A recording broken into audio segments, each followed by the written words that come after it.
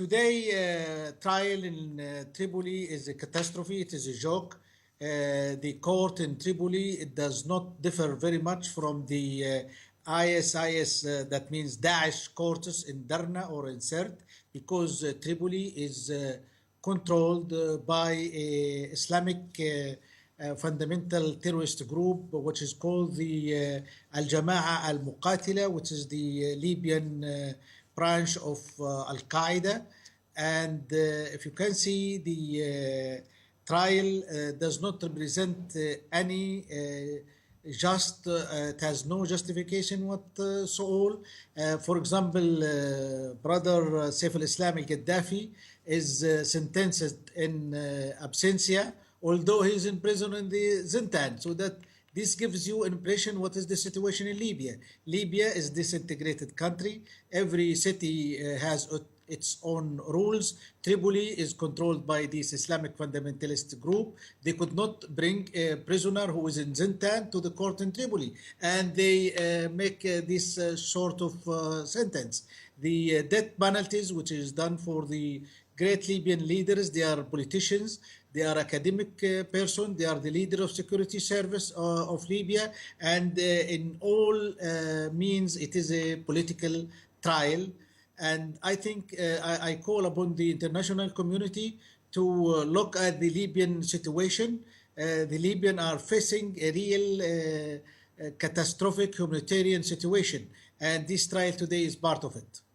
It's not only people linked to the former regime or not, it is against all Libyan people. You know, assassination of Libyan people is going every day. The Daesh court in Sirte have assassinated 21 Egyptian people.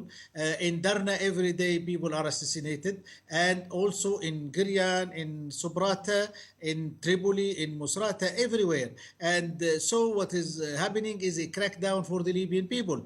The representative of the Libyan government in United Nations, Mr. Ibrahim Debashi, have announced last month only, or last 2 weeks, that 1/3 of the Libyan population is in exile outside. Today, the legitimate Libyan parliament have announced that this court does not represent any legal authority in Libya, because Tripoli is under control of militias, which is out of the control of the official or legitimate Libyan government. I think the situation in Libya is really difficult. Nobody can live in. If you know Tripoli, now for the last 2 years, they don't have electricity, they don't have fuel, there is no medical service, it is completely cracked down, there is no education, nothing, no salaries. So the people, they could not live in Libya in such, in this sense. And that's why they go out. And it is difficult without the elimination of this criminal radical terrorist group from controlling important city. It's difficult for the Libyan people to go back. And what we call in the Libyan national movement, we call upon a real political solution for the Libyan case, by the participation of the Libyan.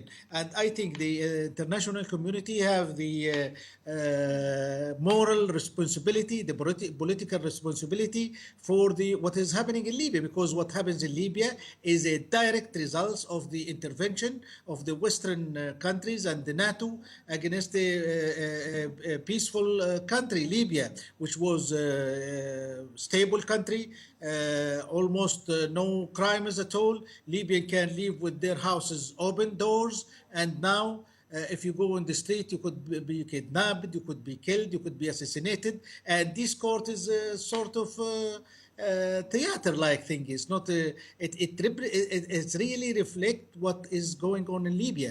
And if you know Mr. Bouzid Dorda, for example, his lawyers have been changed 4 times because they could not be able to come to the court, and because the militia pressed them to leave the case. And also the judges have been replaced 3 times. I mean, it is a joke.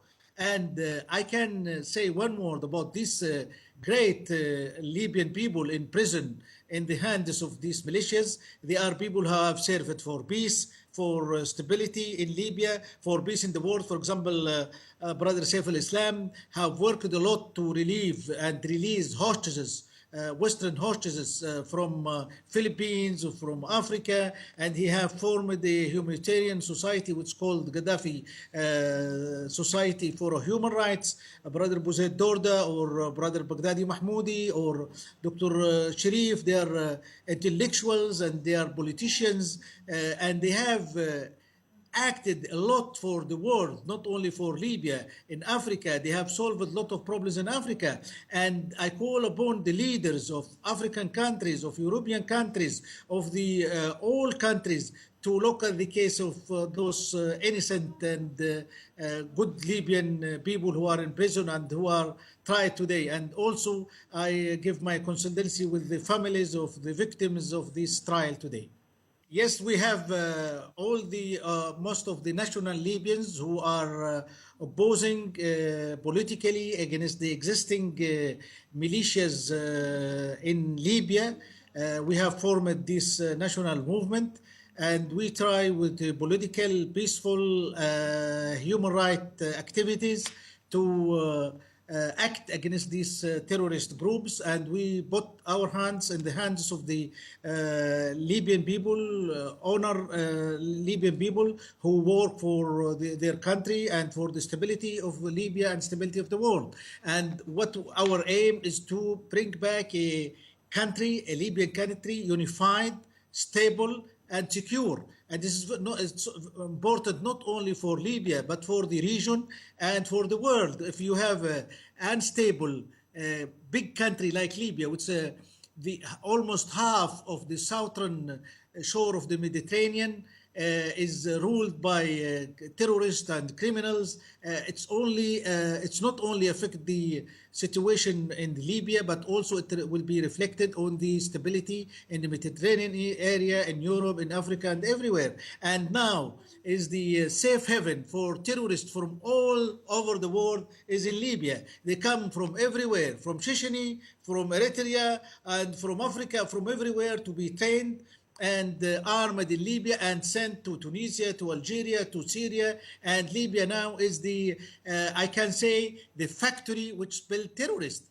And this is a shame for the international community, and it's a shame for the United Nations, and it's a shame for the NATO, what is happening in Libya. It's not only Libyan people is suffering, their lives, their everything for the Libyan people, but also it is a danger for all the region. And when we told the European countries in 2011 that what you are doing in Libya will be dangerous for the world, they don't believe us. And today they can see the illegal immigration, they can see the terrorist groups, they can see what happened in Egypt or in Syria. All is produced and made in Libya now.